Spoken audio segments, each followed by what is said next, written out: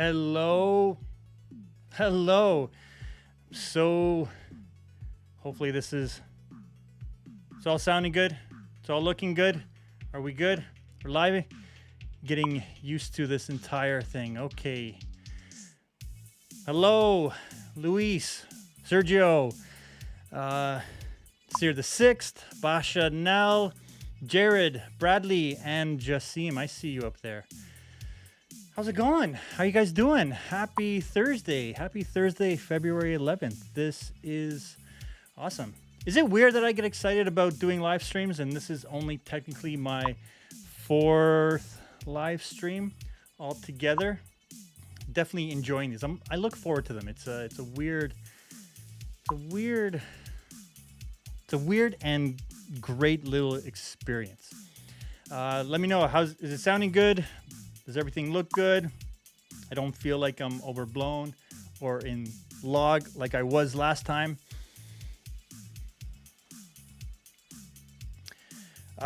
So today, the theme of today is the power of yes, the power of saying yes. And I have a couple of stories that I want to share with you guys. And it's all related to saying yes and what that actually means. And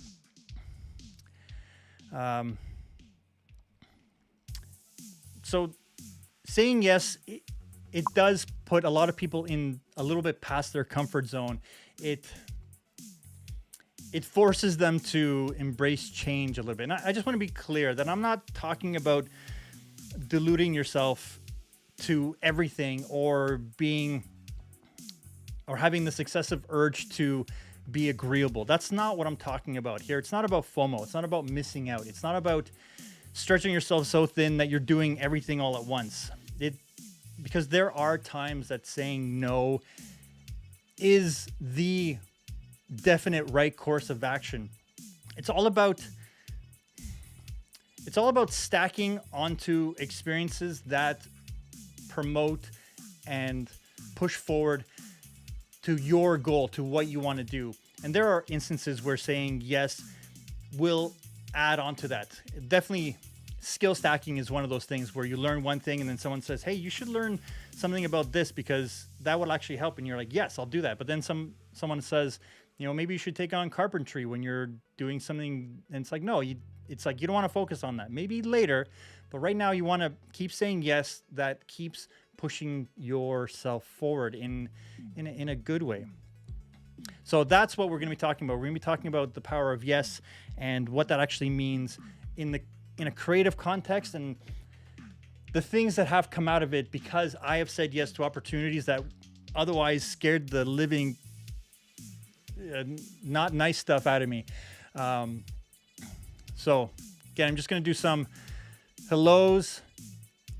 So Jassim, thank you for making one of these, or at least this one, because I know you missed the last one because you were busy. I know you're busy. Sarah the 6th, hello again, Sergio, Luis, Jared. I'm getting used to this software, so give me a big thumbs up if you like what I'm doing, if you like what I'm providing.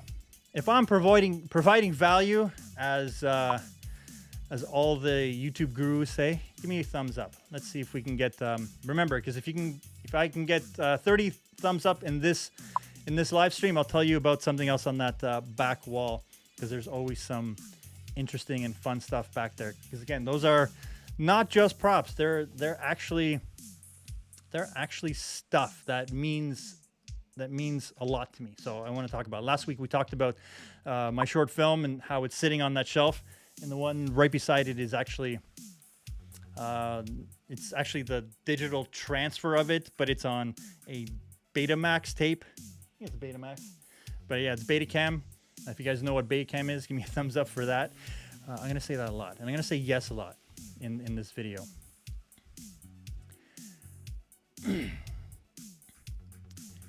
You know what? I wish we're all busy, but we're all busy. We're all busy hanging out here today. You hit the blue button again. Love it. So, is the music a nice balance? I'm playing it in the background. I know I can hear it. Oh, and I also have this. Luis, you inspired me to. There you go. That's just for you guys.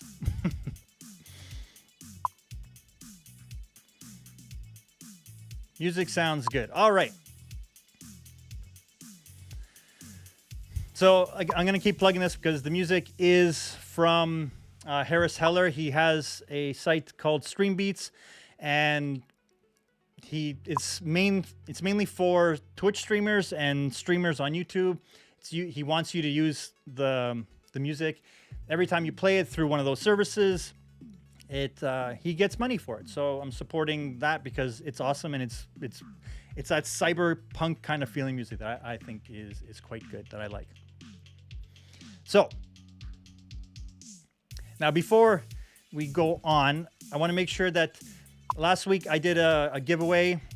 I haven't chosen someone because only 3 people have entered in the giveaway. So if you want to enter in that giveaway for either Aperture MC or the Aperture BC,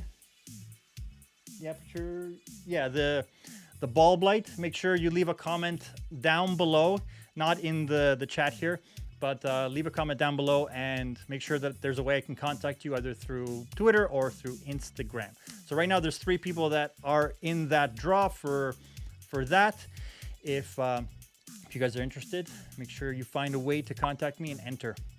Because otherwise it's a high chance that one of those 3 people are going to win. So I will choose someone this week, and on next week's live stream, I will announce, and hopefully by then they would have already had it. So, yes. Make sure you say you're interested. Leave a comment down below on this stream. It's a way for me to be able to contact you guys. So, hold on. I got to do something here. What am I missing? Where are my... One second. Oh, there we go. That's what I was missing. I was missing these guys right here. Because I want it. Oops. No, it's not working. Boo, that sucks. Where's my cam? My second camera, guys. All right. There it is. That's simple enough. I'll just do that. So, what does I can't see the comment box. I guess it does. That's interesting. That's interesting. I will take a look at that. Yeah, maybe after the stream is done. Sorry, or just try to find me on Instagram. Find me on Instagram here at Capricorn8, and just send me a text message either on Instagram or on Twitter. Both those are my Capricorn8 is my handle. So find me on there. All right. So yes, comment section opens up. Yes, I saw that, Sergio. You are in the running. You're one of the three people that actually signed up for it. So thank you so much. That is awesome. So what does saying yes actually mean? What does that mean? And I have a story that I'm going to tell you. I said twice I said yes in an opportunity, one opportunity that led to another, that just kept escalating. And opportunity is one of those things that opens a lot of doors, or potentially opens a lot of doors that you don't even know about. So if that opportunity is in line with what you're trying to achieve, and even though you're scared shitless to try it because you don't know it, Richard Branson has a great quote. So Richard Branson has a quote. I have it written down here. It says, "If somebody offers you an amazing opportunity, but you are not sure you can do it, say yes. Say yes. Then learn how to do it later." And so I'm going to tell you a little story about me and holograms. I'm not going to get into too much details, but I had an opportunity where one of my friends was working for a hologram company, and he asked me if I would be interested in, checking out what they're doing and possibly coming on board to do some visual effects, because at the time they were interested in doing digital humans. If you guys haven't seen the Unreal Engine MetaHuman project that they just launched yesterday, whoo, oh boy, let me tell you, I went down the rabbit hole of digital humans, and the stuff that they've actually done is quite amazing. So I got invited to come and talk with the CEO at the time to talk about doing digital humans for this hologram company. And when I walked in, I had a background in VFX, so I understood what needed to happen, but I had no idea how to do digital humans. And at that time, some of the best digital humans and holograms were Tupac at the Coachella Festival in 2011. So they're like, well, we want to create potentially something like that, but for our purposes. And I said, yeah, I can do that. But in my mind, I knew who could do that. I knew who I could ask to do that. I knew where I could reach out. So I had a little bit of confidence. But even if I didn't, I know where I could start. I know that there was a place to reach out and to go. So long story short, started out trying to figure this out, and it was a slow process. It wasn't like we needed it by next week. They're just interested in doing that. So came on board onto the company to do their visual effects, do that kind of back end stuff to incorporate into their digital human for holograms. So they had the hologram technology, and my job was to be able to get a digital human onto that. Exciting stuff. I loved it. The fact that I said yes, that I got into that, I thought, it's like, oh man, like this is awesome. So fast forward like 6-8 months later, working on the project, and we get an opportunity, and Tony Robbins comes into the studio, and we do the whole demo for him, because they had this plan of doing digital assistants to sell at his live events. So instead of having salespeople selling his programs and his books and all that kind of stuff, they would use digital salespeople that run and are full on happy, run 24 hours a day, just nonstop in like the foyer, in the common area. So he's like, I love it. This thing is amazing. But he stopped for a moment. He looked at the big hologram display that we had, and he said, can you do that live? And then everyone turned to me for some reason and said, well, can we do it live? And by live, meaning that, can he project himself onto that from anywhere in the world onto that? And like going back to 2016, there wasn't a lot of streaming services in broadcast quality. There was no Zooms. There was no, the go-to meeting was like, everything was finicky and low res, and it was still 720p. And we were trying to do 4K holograms at that point. So everyone turned to me and they asked, can we do it? And without missing a beat, I was like, of course, yes. And we had 6 weeks to figure it out. So think about the moment of sheer panic. 30 seconds after I said that, I was like, I have to figure this out, because now, right after that, they're like, okay, we're doing a live event. We're doing it, and it's in Australia, and he's going to be beaming from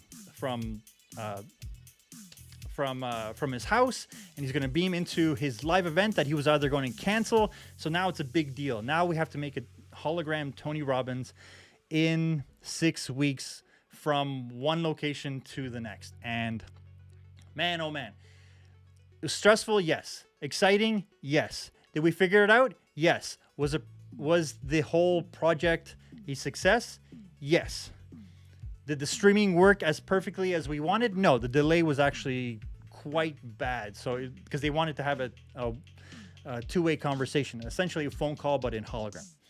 So that opened that door, which then opened up so many more doors that came after it, that allowed me to meet people like Jason Momoa, Stephen Hawking, Gary Vee, and I worked with all of them to make them holograms for large events, which I thought was awesome. And I just said yes twice to things that I didn't have the perfect answer for. So give me a big thumbs up if you guys think that saying yes was the right answer at that time. Now, fast forward all the way to today, where, I walked away from that hologram company. The experience was amazing, but it was time for me to go on to other things. So, and again, I had an opportunity to work on a whole bunch of things just because I said yes. And every time I said yes, with it lining up with the goals that I wanted, even though I didn't have the exact knowledge or experience. And it's always like, there's two ways to approach it. There's one where you say yes with confidence, as though you're the authority on it, or you're upfront about it, be like, yes, we can do it, but we're gonna have to figure it out. We don't know all the details yet. Like, there's a way to say yes every single time and still being honest about it. And that's what I said. I actually did say, it's like, yes, we can do that. But we'll just have to look how to do the streaming portion of it, because I knew we knew how to do the hologram and make him look fantastic. So the only hurdle that I had in that moment was, how do I get the signal from our hologram computer to the screen that's 3,000 miles away. It was a daunting task, but you know, it's one of those things where, again, just saying yes right away and then figuring it out later, because not only did I get to figure it out, but I got to talk to some of the biggest broadcasters in the world to try to solve this issue, because there was a goal that we're trying to achieve. And talking to people doesn't cost anything.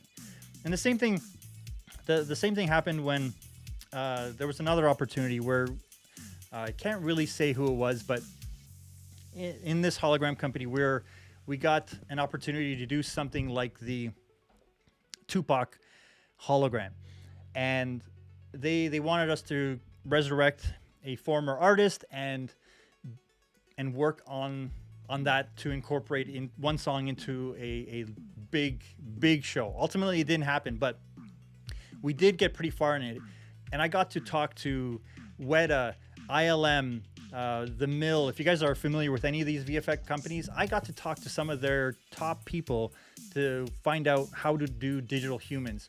And we started working on some stuff and got pretty far. We did a test, a 15-second test, and it worked out great. I thought it looked really good and had really good potential as long as we were able to remain faithful. And the reason it didn't pan out is the artist that was going to put it in their show, he didn't feel comfortable using the likeness in his show, because all the other holograms that were being done at the same time were starting to get a little bit bad press, and people are like, hey, it doesn't, like, I know it's not him. So he backed away from it out of respect more to the artist than it was for the cool technology that it was. Again, I got to talk to a lot of these bigger companies, which then opened the door to all these people that I didn't have any reason to talk to, but now I did, and I loved it because I wanted to actually be a VFX artist in the early 2000s. That's the path that I ultimately, first a cinematographer, then editor, and then VFX was like, that's where I'm gonna go. I actually did VFX for a couple movies, but it was just it's hard work, and the people that do it, wow, they're good. So do you guys have any questions or anything specific about this topic? Because there's definitely more that I can chat about. And remember, oops, is that not coming up? That's not coming up. Why is it not coming up? I guess it did. I didn't see it. Nope. Lower third, not working. All right. Let's see. Sorry guys, give me a second. I'll switch over. That camera.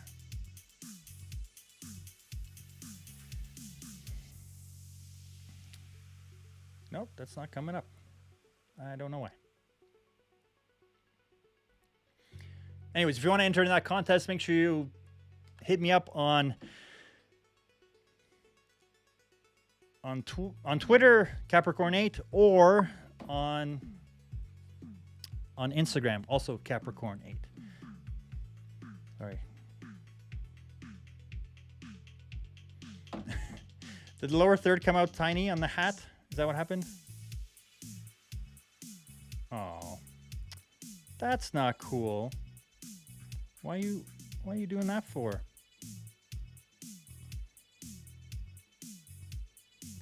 All right. Sorry. Technical difficulties. I can't do a live stream without him, so okay, let's try that again. Okay. Hey, there you go. All right.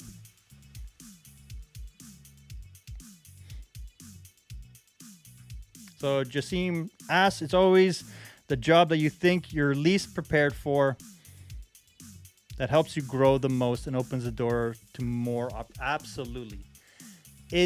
So many opportunities have opened up just because of saying yes. Again, if it's goal oriented and it's something that you don't know, or you're not really sure about, but it's going the path that you're trying to go for, I think that's great.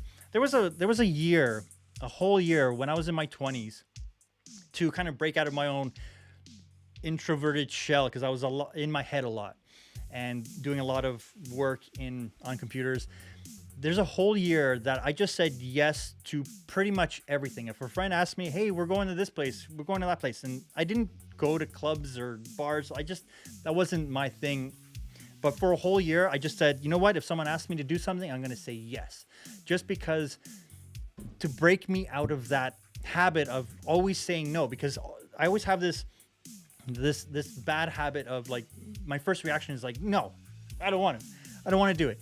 And it's weird. Like, there's no reason to even say no majority of the time. It's like doing a thumbs down on a video. There's no reason to do it. Just be like, that's a great opportunity, but it's not for me, or like, be like, let me think about it, or say yes and actually try it out, because you never know where it's going to lead. And it's very, very powerful. And it's a very powerful thing.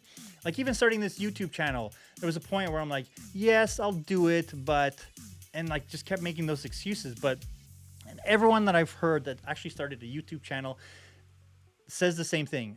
I wish I started it sooner. So had I said yes and followed through on creating this channel, because there were other channels that I started, but it was like, I didn't know what I wanted to do, and there were learning curves, but I loved that I got to learn a few things doing those other channels. And now that I have a focus on this one, it just makes it so easy, and I just want to say yes all the time. And now, like, even doing a live stream, I wanted to do a live stream, but it took me a whole year of making videos to get to this point and actually do my first live stream at the end of last year.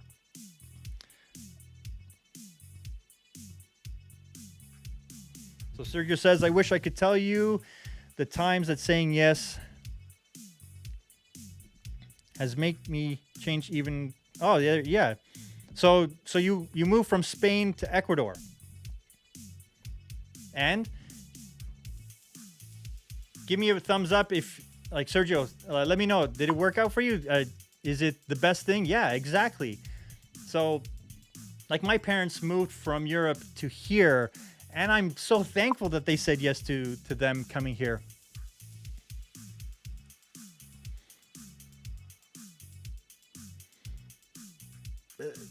That is exactly it. Like, the people that know how much effort goes into making a video, they don't thumbs down. They won't ever. They'll just move on to the next one. If it's not for them, well, they'll bounce. But there's no reason to do any of that. And you have to think, the people that do thumbs down a lot, like, they must be in a bad place that day. It's a weird thing. I don't understand it.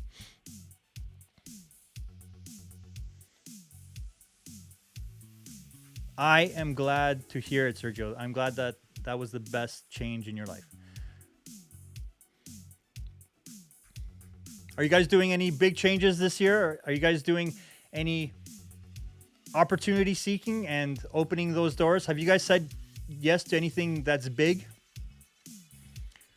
Because always know that saying yes to an opportunity invites those collaborations.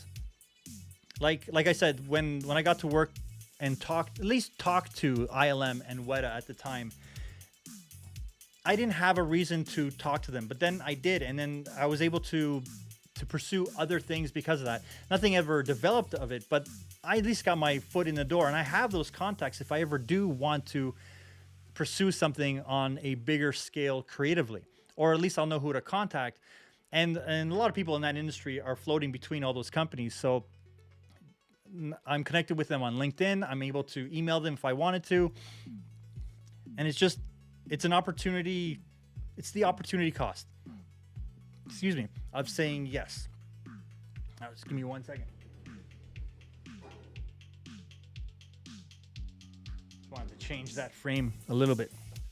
And I'm back. Also,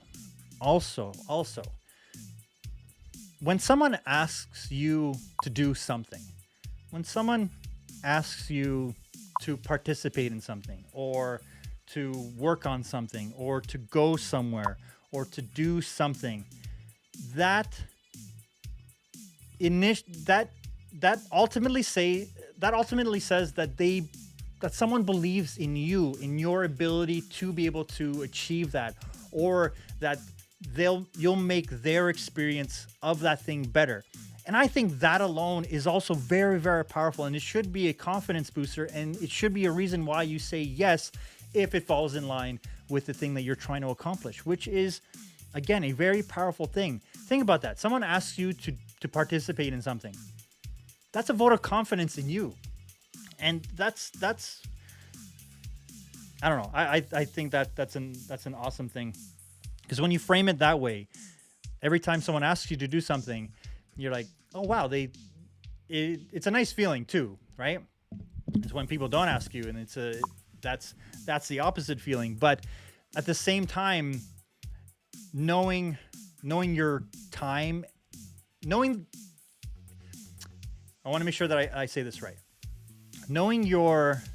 Saying yes to, again, not to be excessively agreeable. It's I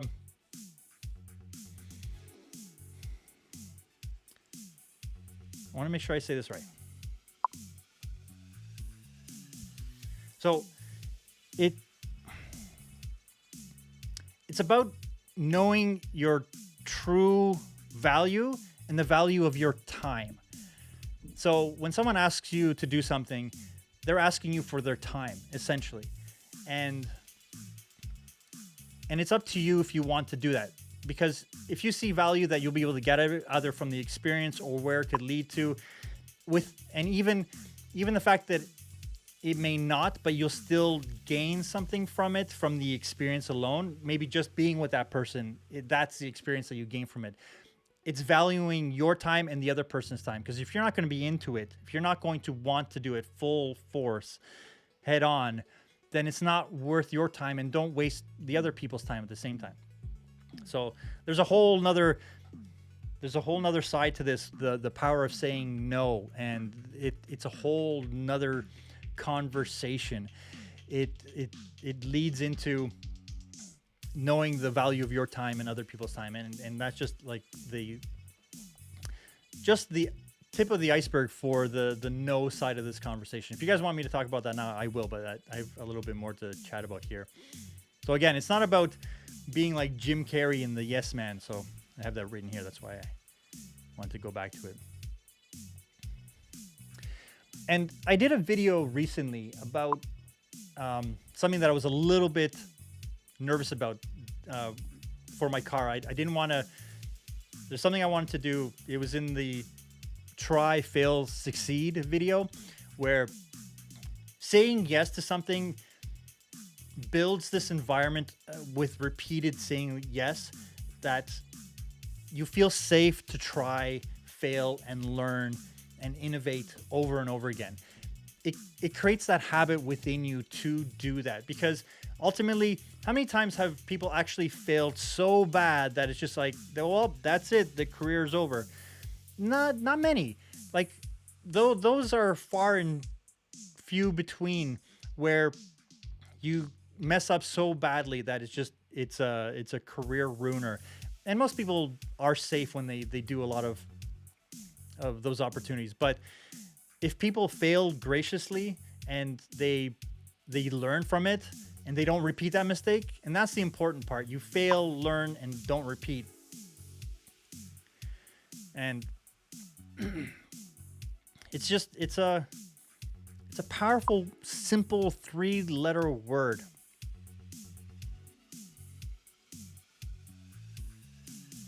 So Jasim said, I said yes to my mentor asking me for assistance on a wedding. And for some, assistance on a wedding. I never shot a wedding prior to that. Fast forward, and now I have my own photo business. That's awesome. Like, exactly.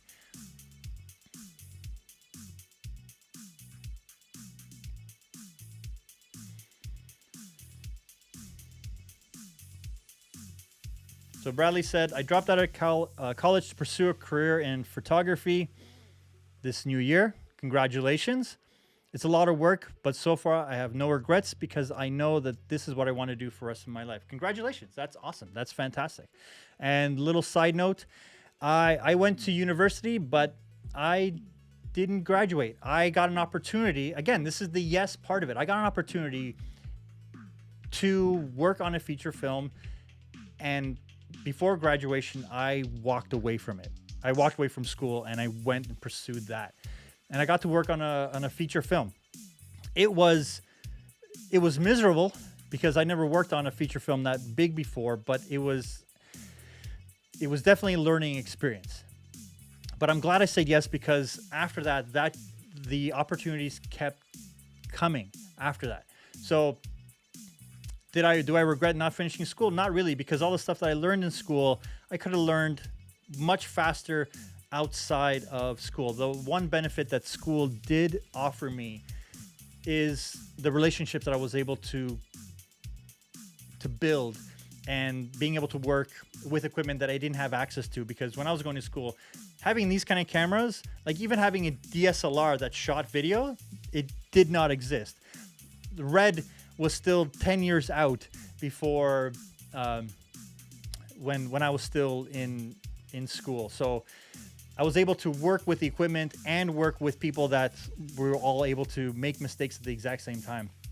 But today, I actually would say, if you want to do this kind of stuff, if you want to do anything with photography or with video, I don't think you need to go to school. You can play in a sandbox and post videos onto YouTube, and people they'll let you know what they think. They will let you know. They will give you that feedback, and you'll be able to collaborate with people that are working in that same safe environment and learning as you go. And you can learn so much faster than you could learn at school. Now, if you want to learn the theory and get, super technical experience, school could be a good way to do it. But if you have $40,000 or more to drop on a school, really consider why you're going to that school and what benefit will it give you in the long run. Ultimately, it's your choice. I'm not telling you one way or the other to do something. I would, if I was to go to school now with all the stuff that I know, I probably wouldn't. I'd probably get more courses that are directly into the skill stacking that I would want to follow through on.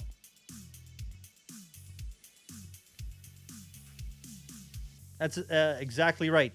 It's about authenticity. When you genuinely love what you do, it will show. It definitely shows.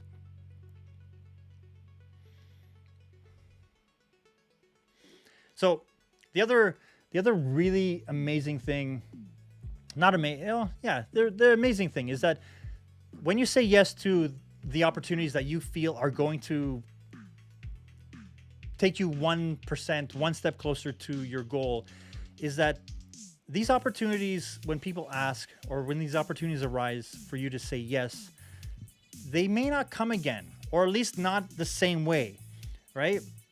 Like I have an opportunity right now that I'm sitting on. I haven't said yes or no to it yet. And if I take it, there are some consequences, but there are benefits as well. So you have to weigh the yay or nay on it. And I have time to think about it. It's not something that I need an answer now. Those are a little bit different.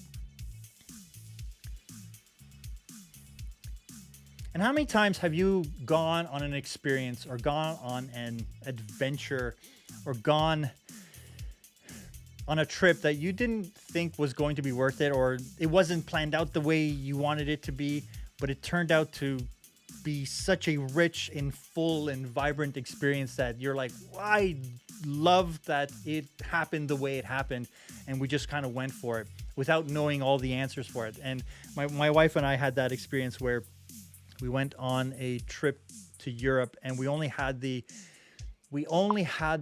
first night hotel planned out, where we're landing in the hotel. Everything else was, we're in a rental car and we're going to figure it out as we go. There was no itinerary. And it was one of the best trips that we had in our lives. And it was amazing because we said, yes, we said, yes, we're going to go. And then we said, yes, we're going to rent a car and just wing it. And we booked hotels the day of, like, wherever we were kind of staying at. So, and we got to stay in places a little bit longer because we liked them, and we went on to the next place, and it was a great trip. Again, life is richer and fuller when you say yes to those unknowns, but it's something that you want to do. Another big benefit is that when you do say yes, and even if it doesn't work out down the road, ultimately what it does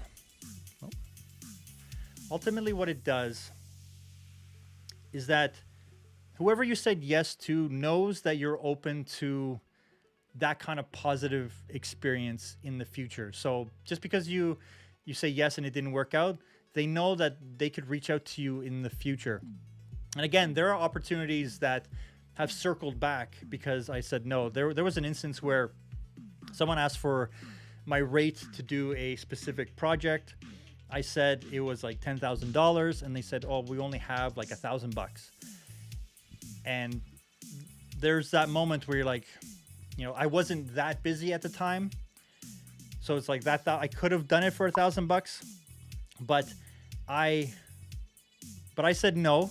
I said, I wish I could help you out with that, but it's not in the price range that I'm able to do it.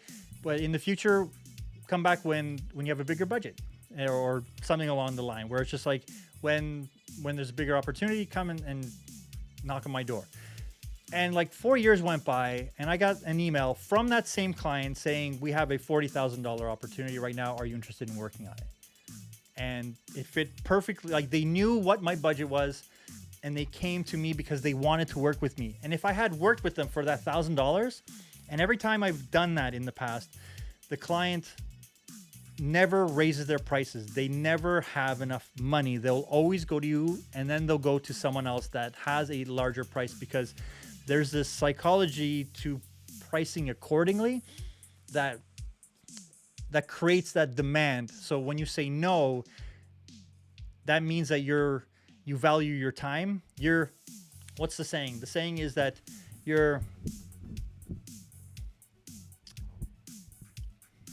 I can't remember the saying. There's a saying about value and the beauty of live. Now it's bugging me now.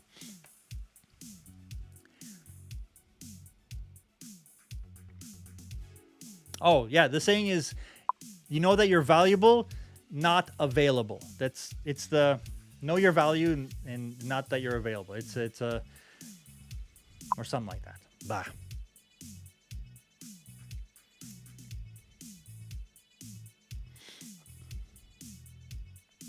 No is very powerful. Exactly. Again, say yes when the opportunity is able to move towards your goalpost, move towards your goal, even if it's 1%, or it's something that is in line with an opportunity that opens up a door. Like there are times where it's like someone asks you to do a project that is pro bono, that needs help, that isn't able to pay for that kind of stuff. That's fine. Those are opportunities onto you to be able to want to do those kind of things. And there's nothing wrong with saying yes to those opportunities when you know it's genuinely going to help. There is a strategy where you have your top tier clients and they pay for 80% of they provide 8% of all the money that comes in, but then you still have enough time to do that 20% of projects that are definitely in the tier of in your local area that wouldn't be able to afford your rates. And so the bigger clients are also paying for that in a sense a little bit. So you have this little balance where you're able to do those kind of things. And again, there is a powerful thing to saying yes, because even in the past when I did charity work, it has worked out to someone seeing that and contacting me. So there are benefits to even doing charity type work. I don't want to talk about that too much because I want to make a whole video about the finances of doing big client work and then doing other smaller work that is more creative control. You have more creative control on other things. So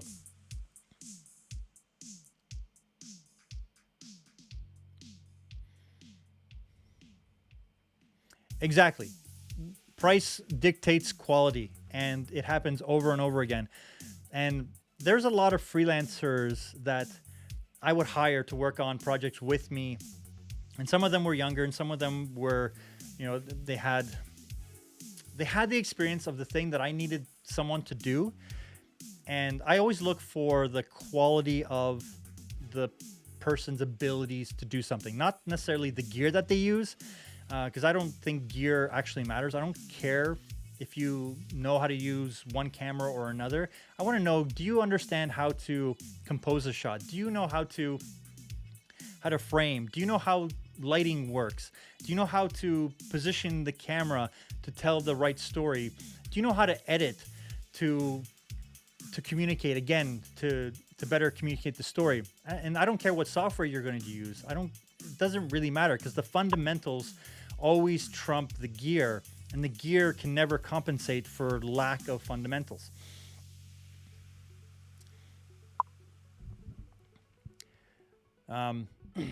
Does gear make stuff easier? Yes, if you have access to the better gear, you can do it, but you can do the same kind of effect. It takes a little bit more effort. My next video that is going to be dropping next week is about the 5 things that you should upgrade before you upgrade your camera. So make sure you guys check out that camera. And did you guys see the last video about Premiere Pro and will it survive? Is it dead?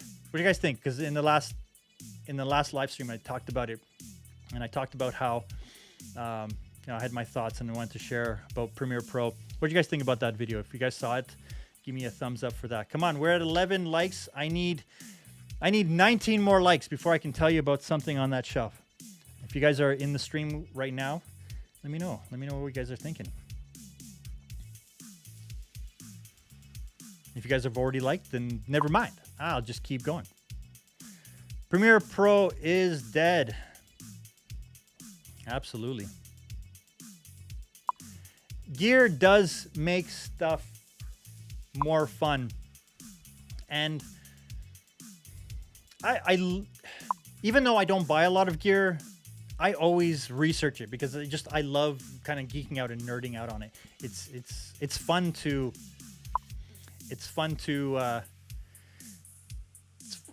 just play. They're toys. They're toys for grown-ups. That's what cameras are. That's what lights are. It's all fun. But if you know the fundamentals of composition, lighting, editing, like for video specifically, that translates to any piece of gear that you can have. Having better gear will just make it incrementally better. And usually when you have better gear, that means you need to have more people around you to be able to use all that gear. Because doing a YouTube channel, you find out very quickly that you have to be the researcher, the director, the cinematographer, the cameraman, the gaffer, the editor, the social media expert, and you find out very quickly that it's just so much that has to go into it, that there's a reason that crews are 50 people are normal on a commercial shoot, because there's so many things to keep in mind. Like just doing this live stream, I have to have the lighting. I have to make sure that the stream is going well. I have to make sure that the audio is balanced and working and not on mute as it was for the first live stream. So it's just, there's so many things that you have to think about. And having redundant systems and knowing that you have to have redundant systems. And there's a reason that people pay consultants to help them find the balance and set it up. And once it's set up, they never touch it. It's like, don't touch anything. Just push on the power button and you go. Okay, I'm going to be upfront. I didn't talk about Final Cut in that video because Final Cut, you have to pay $300 and you have to have a Mac. I wanted to talk about specifically an application that is free, that you can do everything that you could possibly want and learn as you go. So it's not like you learn on one program and then you jump to another one to try to do something else. you can literally start on the cut page in DaVinci and edit something so simple, because it is quite intuitive. And DaVinci has on their website, they have a whole training series, and it's like an hour long just for editing, or an hour for the color correction. And you don't even need to get into any of that. Just go on the cut page and then right to export, and you're done. You skip over everything else. And only when you've mastered the cut page, the fundamentals of editing, move to the editing page and do a little bit more advanced stuff. And if you're like, well, I feel like color correcting now, then you just keep skill stacking with that one application, which has just been ballooning and growing exponentially compared to everything else. Final Cut is my personal favorite, but you need to have a Mac. Final Cut is the application that, for me, is the fastest in and out as a solo creator by far. Like all the plugins from Motion VFX, I did a video about my top 5 plugins for Final Cut that I use all the time. But even now, DaVinci is starting to get similar Motion VFX templates for callouts and all that. It's just it's such a powerful program that if you haven't learned anything yet and you have a PC or a Mac and you don't want to pay $300, download DaVinci, watch the free training, spend the time building that skill just to learn the fundamentals, and you're going to be so much better off. You'll be able to translate all the things that you learned in DaVinci into any other NLE that you want. I learned on an Avid, moved to Final Cut 7, then went to Final Cut 10 and Premiere at the exact same time, because I'm like, ooh, I don't know about this Final Cut, but I love the magnetic timeline. Like, I was one of the ones that instantly bought it. I paid $300 in 2011. It's been 10 years and it's cost me $300. And I have it on my computer. So it's just like, it's a price that it's essentially cost me nothing at this point, except for the plugins that you keep having to upgrade and buy. But if I was starting today and I was, still living at home and I have whatever computer I have, laptop, DaVinci will work on it, and you'll be able to do work on it. It's just, and I don't know. I can't say enough stuff about it, like how powerful it is. And because it's used as an industry standard for so many things, like Fusion is used on a lot of high-end VFX. The color Resolve is used for all the color grading. Like any movie that I guarantee that a movie that you've watched in the last 10 years, I guarantee that a movie that you've watched in the last year has been color graded on DaVinci. All right, let's see. There's some questions. Oh, so right after this stream, I'm pretty sure that Heather Just Create they're going into their couples table with Heather and Tom. So make sure you guys bounce over there and tell them I said hi after the stream, because we're almost done. We're almost done, but we're getting there. Okay, hold on. Just going back a little bit. Final Cut is not intimidating. I actually think it's one of the easiest programs to learn. But again, you need to have $300 and a Mac laptop. So like you're talking at least $2,000 to get that inexpensive program. But if you already have a Mac, Final Cut is a great program if it's just you doing your stuff. And I may do a review on some of the subscription-based NLEs that are out there that are designed for beginners. Would you guys be interested in a Final Cut basic kind of overview and like kind of nuts to bolt tutorial on how to use Final Cut and like all the little tips and tricks? Oh, and my next video after the 5 things to upgrade before your camera will be the music, editing to the beat, and editing with music. So I'm doing it. It's already planned out.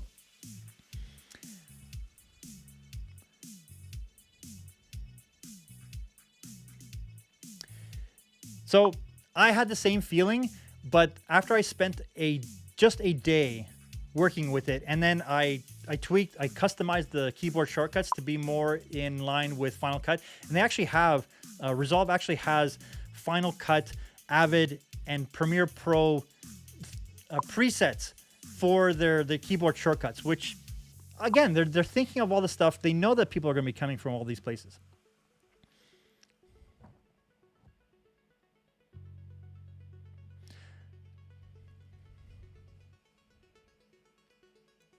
So again, Resolve is free and Resolve is innovating. I feel that Resolve, that Apple may buy Blackmagic. I have this. It's a moonshot. It's one of those things where I feel that Apple will buy Blackmagic, because then they'll get all the hardware. They'll get the camera stuff.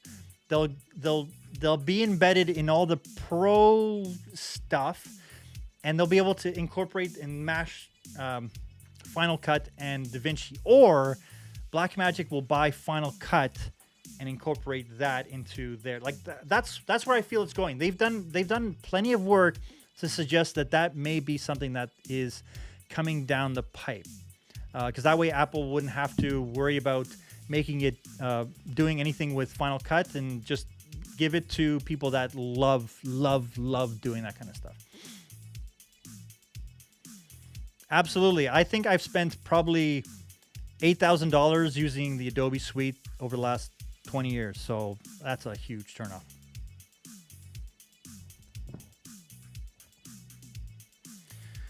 Hi, Heather on Tom's account. Yes, I would want a Final Cut Basics. Well, absolutely. But you have...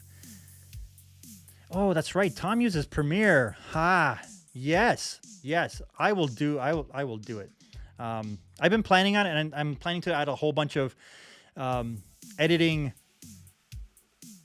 tutorials, and just how to tell the story in the third act, which is the story is told the first time when you write the script, the second time when you shoot it in production, and then the third time in editing. So you craft the story 3 times.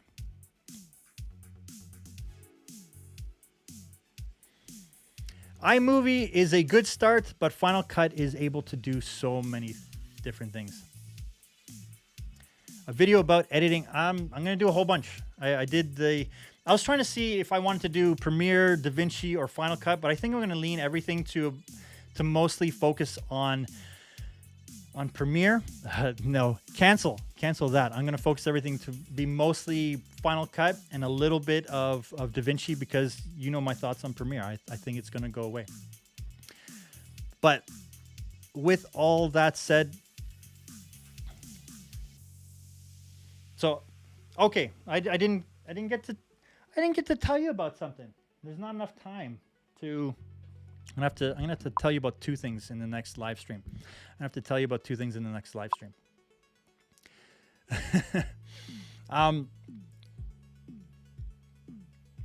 So yes, if you have an opportunity that presents itself to you in the